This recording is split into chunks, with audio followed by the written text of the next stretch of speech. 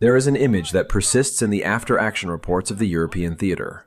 Not from the front page of any newspaper, not from any propaganda reel, but from the handwritten logs of German battalion commanders in the autumn of 1944. It appears again and again, in different handwriting, in different sectors, but always describing the same phenomenon. They write about forests that vanished.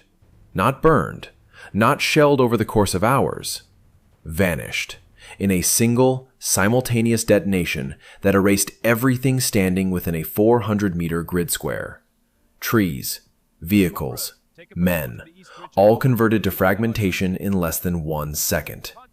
No warning shot, no ranging round, no slow creep of impacting shells walking across the terrain. Just silence.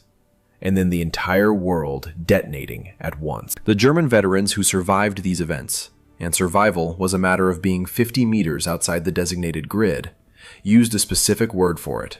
They called it Feuerschlag, fire strike. Not a barrage, not a bombardment.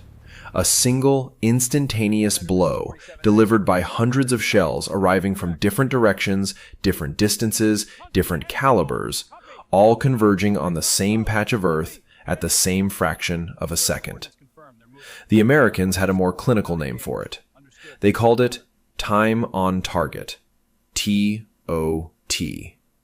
And it was, by the autumn of 1944, the most sophisticated application of massed indirect fire in the history of warfare. This is the story of how it worked, why the Germans could not replicate it, and what it felt like to be standing in the grid square when the math resolved. Late October, 1944. The Lorraine Plateau, eastern France. Patton's Third Army has been grinding east since the breakout from Normandy, and the advance has stalled. Not because of German resistance alone, though the resistance is fierce, but because of logistics. Fuel, ammunition, and replacements are still flowing through the bottleneck of the Normandy beaches and the single functioning port at Cherbourg, over 400 miles behind the front. The spectacular armored dashes of August are over. What has replaced them is a brutal attritional slog through wet, forested terrain against a German army that has recovered its nerve and is fighting on ground it knows intimately. The weather has turned. Overcast skies, persistent rain, fog settling into the river valleys of the Moselle and the Saar. The heavy bomber groups of the 8th Air Force, the B-17 Flying Fortresses and B-24 Liberators that had pulverized German positions in the Normandy hedgerows, are grounded more often than not. The fighter bombers of the 9th Air Force, P-47 Thunderbolts carrying 500-pound bombs and napalm, can operate under lower ceilings, but their sorties are sporadic, limited to brief windows between storm fronts. Close air support, the hammer that had broken the German line at Saint-Lô, is intermittent. The Germans know this. Their tactical commanders in the Lorraine sector, elements of the Panzer Lehr Division, the 17th SS Panzer Grenadier Division, the 11th Panzer Division, understand that the weather is their ally. The forests of the Saar region provide overhead concealment against the reconnaissance aircraft that precede bombing runs. The rain softens the ground into mud that bogs American armor, negating the mobility advantage of the M4 Sherman. The short days and long nights compress the window for offensive operations. The German commanders, many of them veterans of the Eastern Front, feel a grim familiarity. This is the kind of fighting they understand. Positional, defensive, leveraging terrain. In the dense forests east of Metz, elements of the Panzer Lehr have established concealed staging positions. Panther medium tanks, the Panzerkampfwagen 5 Ausführung G, 45 metric tons, armed with the high-velocity 75mm KWK-42 gun, are dispersed under tree canopy, draped with camouflage netting woven with local foliage. Their crews have cut branches and lashed them to the turrets and glacis plates. From the air, even on a clear day, the tanks are nearly invisible. Under overcast skies, they are ghosts. The infantry has dug in, foxholes with overhead log cover, communication trenches connecting company positions, mortar pits pre-registered on likely avenues of approach. The position is textbook, dispersed enough to avoid presenting a concentrated target to air power, but compact enough to mass fire against any ground assault. The officers are confident. They have survived Allied air superiority for months by learning to move at night, to hide during the day, and to exploit the cover that terrain provides. There is a specific reason their confidence extends to artillery. They know American artillery. They have experienced it for 5 months, since Normandy, and they have learned its rhythms. American artillery fires in barrages, preparatory fires preceding an attack, harassment and interdiction fires during static phases, counter-battery fires when German guns reveal themselves. The barrages follow a pattern. A ranging round, a single shell, impacts first, often off target. There is a pause of several seconds, a correction, another round, closer. Then the full battery fires for effect. The entire sequence, from the first ranging round to the full barrage, takes 30 to 60 seconds. This is enough time. A trained soldier can identify the first impact, gauge the direction relative to his position, and reach his foxhole or slit trench before the full weight of the barrage arrives. Cover discipline is drilled into every German recruit. The doctrine is simple. Hear the first shell, move to cover, wait for the barrage to lift, then return to fighting positions. It works. Casualties to American artillery are steady but manageable. The German soldier respects American artillery. He does not fear it existentially. He is about to learn the difference. The Piper L-4 Grasshopper is not a warplane by any conventional measure. It is a tandem, 2-seat, high-wing, single-engine liaison aircraft built by the Piper Aircraft Corporation. Before the war, it was the Piper J-3 Cub, a civilian trainer and recreational aircraft used by flying clubs and barnstormers across the American Midwest. The military variant, designated L-4, differs from the civilian model in only minor respects. A slightly modified rear fuselage with a greenhouse-style glazed rear section for downward observation, provisions for a handheld radio, and olive drab paint. It retains the original 65-horsepower Continental A65 engine, an air-cooled, 4-cylinder flat engine producing barely enough power to pull the aircraft through the sky at 75 miles per hour in level flight.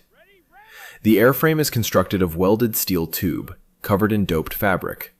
There is no armor, no self-sealing fuel tanks, no armament of any kind. A single rifle bullet through the engine cowling can sever a fuel line and force a landing. A burst of machine gun fire through the wing can shred the fabric and compromise lift. The L-4 is, in terms of raw survivability, among the most vulnerable aircraft in any nation's inventory, and the Germans are terrified of it. The reason is what follows the L-4. The aircraft serves a single purpose. It carries an artillery observer. This observer, typically a lieutenant or captain from a field artillery battalion, sits in the rear seat with a map, a set of binoculars, a grease pencil, and a radio connected to a fire direction center on the ground.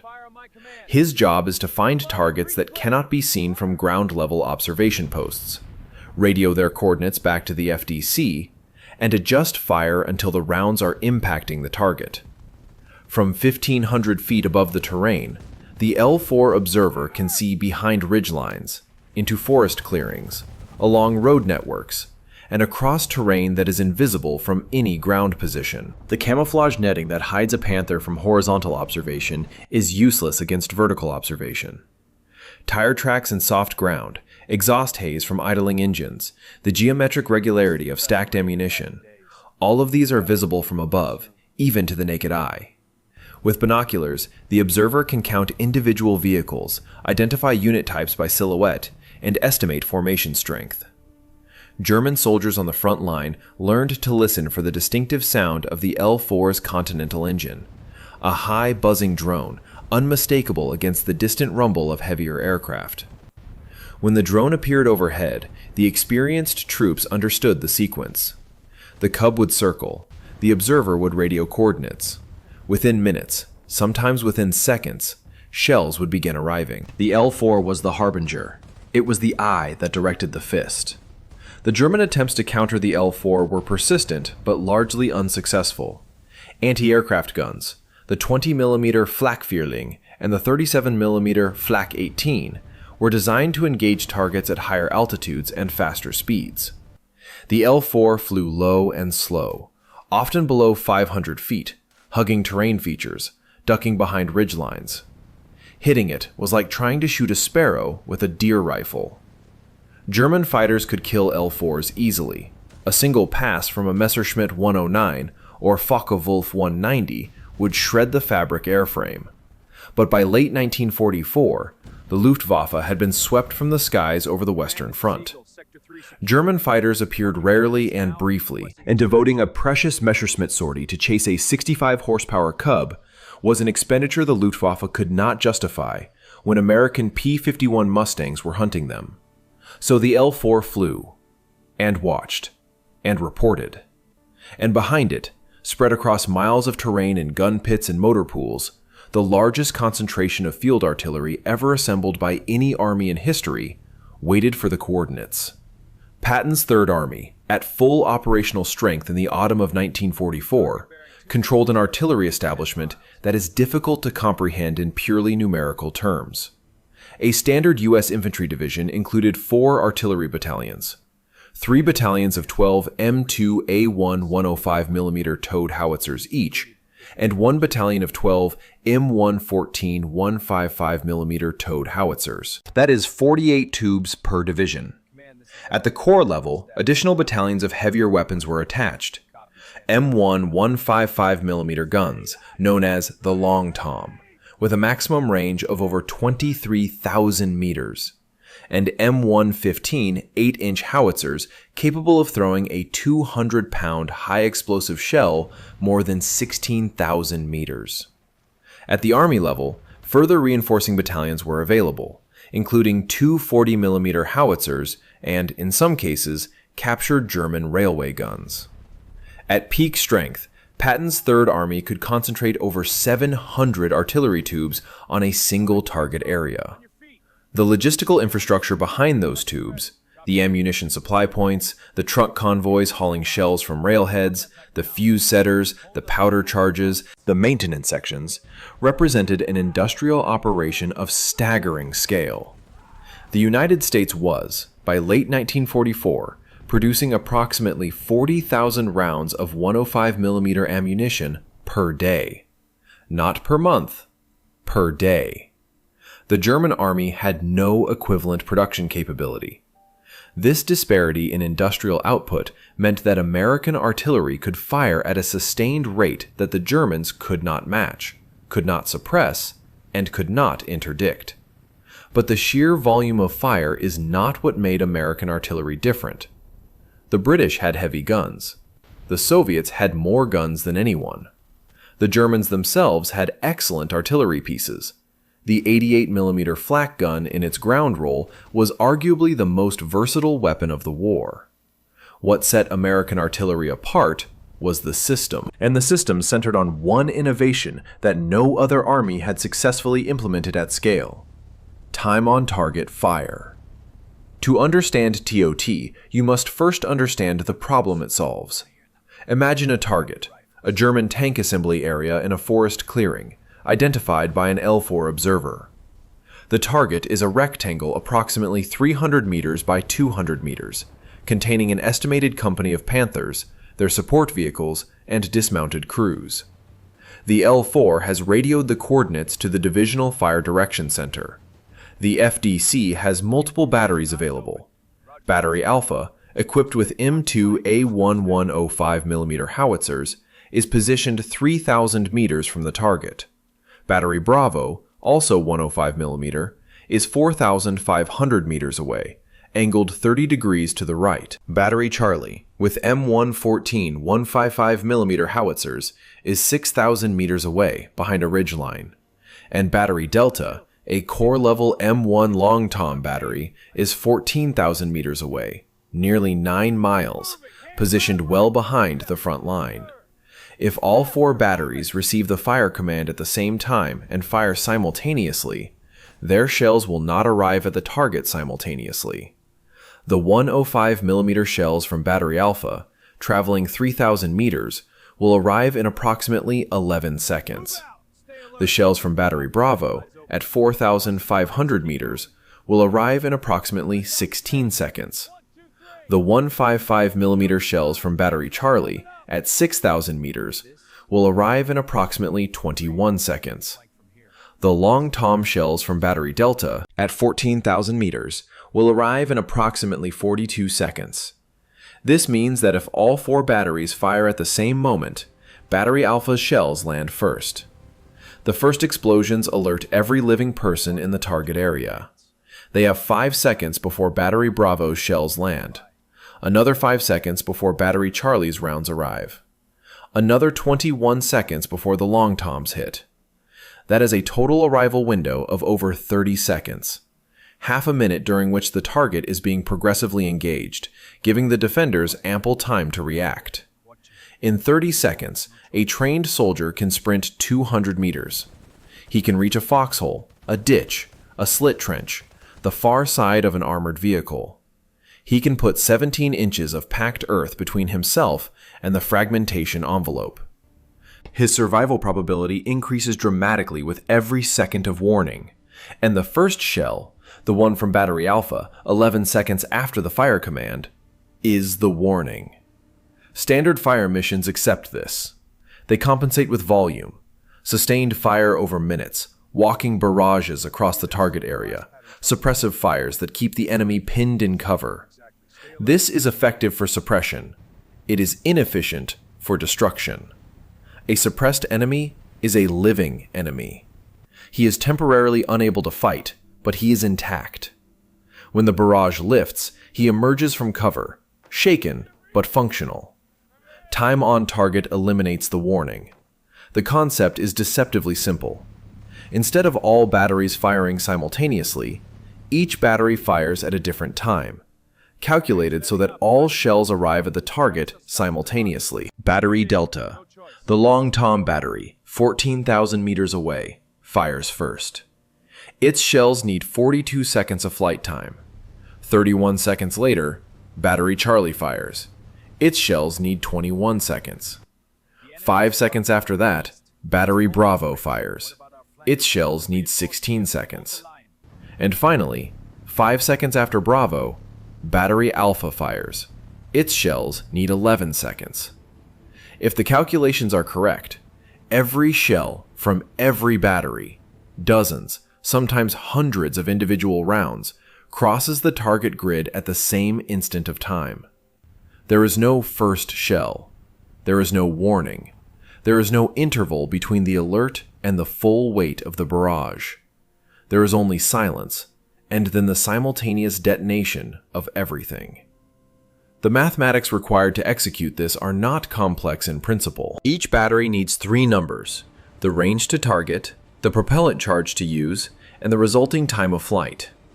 These variables are extracted from standardized firing tables, printed booklets containing ballistic data for each weapon and ammunition type, indexed by range, elevation angle, and propellant charge. The FDC computers, and in 1944, the word computer means a soldier with a pencil, a standardized form, and a circular slide rule, look up the time of flight for each battery solution, determine the spread between the longest and shortest flight times, and calculate the offset for each battery's fire command. In principle, any army with firing tables and basic arithmetic can do this. In practice, almost none could. The reason is communications. T.O.T. requires real-time, reliable, two-way voice communication between the Fire Direction Center and every participating battery. The FDC must transmit the fire command to each battery at a precise time, not simultaneously, but sequentially, with the correct offset. Battery Delta receives fire at T-42 seconds. Battery Charlie receives fire at T-21 seconds. Battery Bravo receives fire at T-16 seconds. Battery Alpha receives fire at T-11 seconds. If any one of these transmissions is delayed or garbled, that battery's shells arrive off time, and the effect is degraded. The American Army had a decisive advantage in radio communications. By late 1944, every artillery battery in the U.S. Army was equipped with the SCR 508 or SCR 608 frequency-modulated radio. Rugged, reliable, American-manufactured transceivers that operated in the VHF band with clear voice transmission. The FM modulation, as opposed to the AM modulation used by most German field radios, provided superior signal clarity and resistance to atmospheric and battlefield interference. Every FDC had dedicated radio nets linking it to subordinate batteries, adjacent FDCs, observation posts, and L-4 aircraft. The American wire and radio communication network in a divisional artillery area was dense, redundant, and professionally maintained by Signal Corps personnel. The German artillery, by contrast, relied heavily on landline telephone communication, field telephones connected by wire that was constantly being cut by shell fire, vehicle traffic, and weather. German radio equipment was functional, but less standardized, less widely distributed, and operated primarily on A to M frequencies that were more susceptible to interference.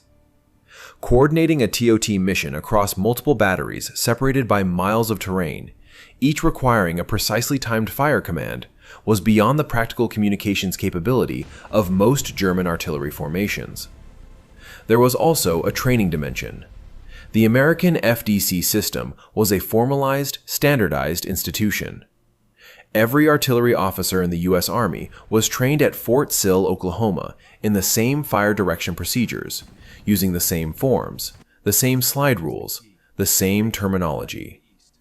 An FDC computer from the 2nd Infantry Division and an FDC computer from the 80th Infantry Division used identical methods. This standardization meant that when multiple divisions' artillery was massed under Corps control for a major T.O.T. mission, as frequently occurred in Patton's Third Army, the FDC sections could integrate seamlessly. They spoke the same technical language. Their calculations were mutually compatible. The Corps FDC could coordinate the fire of 60 or 80 batteries, spanning an arc of 15 miles, and synchronize their shell arrivals to within a 1 to 2 second window. The Germans could not do this, not because their mathematicians were inferior, or their artillerists were unskilled. German artillery was formidably accurate, but because they lacked the systemic infrastructure. Standardized FDC procedures, reliable FM radio nets across dozens of batteries, and the doctrinal habit of massing fires across divisional boundaries. These were institutional achievements, not individual ones. They reflected an industrial nation's ability to train thousands of technically competent specialists, equip them with standardized and reliable communications gear, and embed them in a doctrinal framework that valued synchronized fires as a core competency. The American Army did this. No other army in the Second World War did it at comparable scale. The order comes down the radio net at 0847, a Corps-level T.O.T. mission. Target designation, the forced assembly area east of the Saar, identified by L4 observation at 0822. Grid coordinates confirmed. Target description, armored vehicles and infantry in covered positions under tree canopy. Estimated company strength. The observer has reported vehicle engine exhaust visible above the tree line and track marks on the forest access road. The Corps FDC assigns the mission. 86 tubes from 7 batteries across 2 divisions will participate. The composition: 36 M2A1 105mm howitzers, 24 M114 155mm howitzers, 12 M1 Long Tom 155mm guns, and 14 M7 Priest self-propelled 105mm howitzers from an attached Armored Division's artillery battalion. Each battery's FDC computes its solution: range, charge, quadrant elevation, deflection, fuse setting. The 105 batteries will fire high-explosive M1 shells with point-detonating fuses for blast effect, and a mix of M54 fuses set for airburst. Shells that detonate 15 to 20 meters above the ground, spraying fragments downward into open foxholes and the thin upper armor of tanks. The 155mm batteries will fire the 95-pound M107 high-explosive shell, also with a mix of point-detonating and proximity fuses. The Long Toms will fire the same shell at maximum charge, their long barrels providing the velocity needed for the 14,000-meter range. The FDC computers calculate flight times. They write them on the standardized fire mission forms. The flight times range from 11 seconds for the closest battery to 47 seconds for the most distant long-tom battery. The spread is 36 seconds. The core FDC publishes the fire schedule, a sequence of fire commands, one for each battery, timed to the second. At 0858, the net goes to directed silence. Only the core fire direction officer transmits. He begins the countdown. Delta, stand by. Time on target. 0900. Delta, fire. The 4 long toms of battery Delta fire nearly simultaneously. Each gun commander pulls his lanyard within a half second of the command. The muzzle blasts flatten the grass around the gun pits. The 155mm shells, each weighing 95 pounds, exit the muzzles at approximately 850 meters per second and arc upward into the gray overcast. They will travel for 47 seconds. 31 seconds of silence on the net. Charlie, fire. 24 155mm howitzers of 3 batteries fire. The concussion is physical, felt in the chest by the crews, heard by infantry in positions 2 miles away. 95-pound shells enter the sky in shallow arcs. 5 seconds later, Bravo, fire! 14 M7 Priest self-propelled guns, each mounting a 105mm howitzer on an M3 Lee tank chassis, fire from positions along a tree-lined road, their engines idling behind them. The shells arc high. 5 seconds later, Alpha, fire! 36 M2A1 howitzers from 3 batteries open fire. The 105mm shells, each weighing 33 pounds, leave the barrels at 472 meters per second and climb steeply. Every shell, from every battery, from every direction, from ranges spanning 3,000 to 14,000 meters, is now in the air, converging on a single 6-digit grid coordinate at the heart of the forest. In the German assembly area, it is 0859 and 54 seconds. The morning is gray and damp. Moisture drips from the pine canopy. The camouflage nets over the Panthers are wet, sagging slightly. Crews are in various states of readiness, some dismounted and eating from mess tins, some performing maintenance, some sleeping in foxholes covered with shelter halves. The company commander is in a dugout reviewing a map. A radio operator is monitoring the battalion frequency. The sentries on the perimeter are watching the tree line toward the west. Nobody is looking up. The overcast makes aerial observation unlikely. The distant drone of the L-4, which passed overhead 38 minutes ago, has faded. There is no reason for alarm. The sentries have reported no movement along the approach roads. The forest is quiet. At 900 hours exactly, 0900, the forest detonates. There is no other word for it. The first sound is not an explosion. It is a physical compression of the air, a wall of overpressure that passes through the trees at the speed of sound, followed instantaneously by the combined fragmentation of over 300 high-explosive shells detonating across a rectangle 300 meters wide and 400 meters deep. The airburst fuses detonate their shells at an average height of 15 meters above the forest floor. The resulting fragmentation pattern, thousands of steel shards traveling at over 900 meters per second, penetrates downward through the canopy, through the camouflage nets, into the crew compartments of open-hatched tanks, into the foxholes that have no overhead steel cover. The point detonating fuses impact the ground, the tree trunks, and the vehicles themselves, creating blast craters and secondary fragmentation from shattered trees. Pine trunks 12 inches in diameter splinter into jagged stakes traveling horizontally at lethal velocity. The wood splinters are, in many respects, as dangerous as the steel fragments. They penetrate flesh, cause massive wound channels, and are invisible to anyone not directly in their path. The 155mm shells from the medium batteries, each containing 15 pounds of TNT, create individual blast radii of approximately 50 meters. The long tom shells, with their higher impact velocity and heavier warhead, crater the ground to depths of 3 feet. The combined effect of 86 tubes firing simultaneously is not a sequential series of explosions, but a single, monolithic event, a wall of fragmentation and blast pressure that occupies the entire target area at the same instant.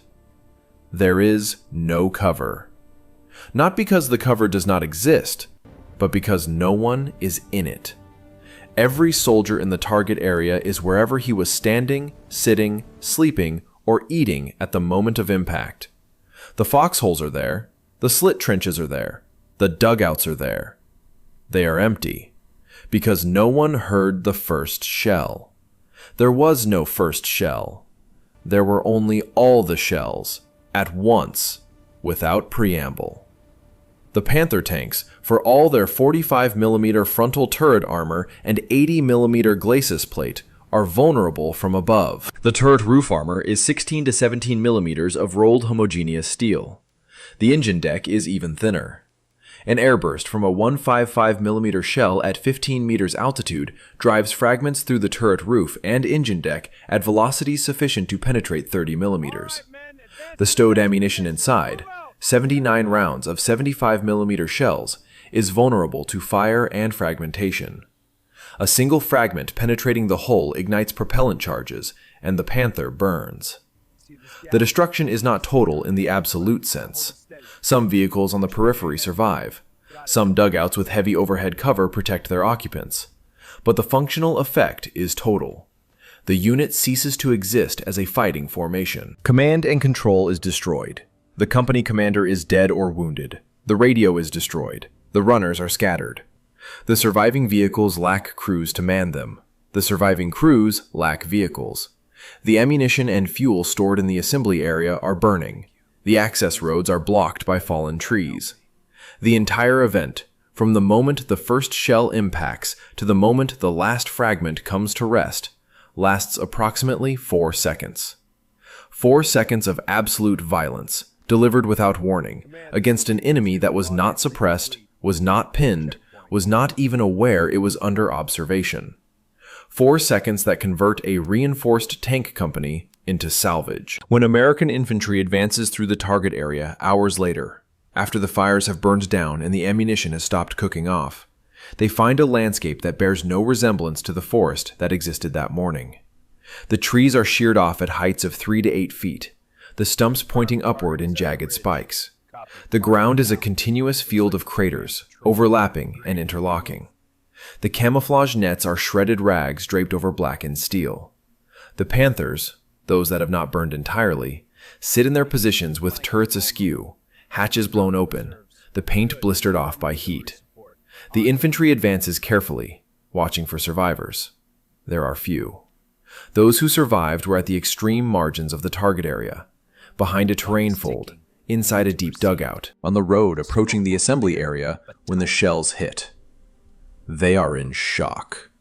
Not the colloquial kind. Clinical shock. Trembling, non-responsive, unable to process commands. They have experienced something that their training did not prepare them for. The instantaneous destruction of their entire unit with no opportunity to react. German prisoners captured after T.O.T. missions described the experience with a consistency that borders on the clinical. They did not hear incoming shells.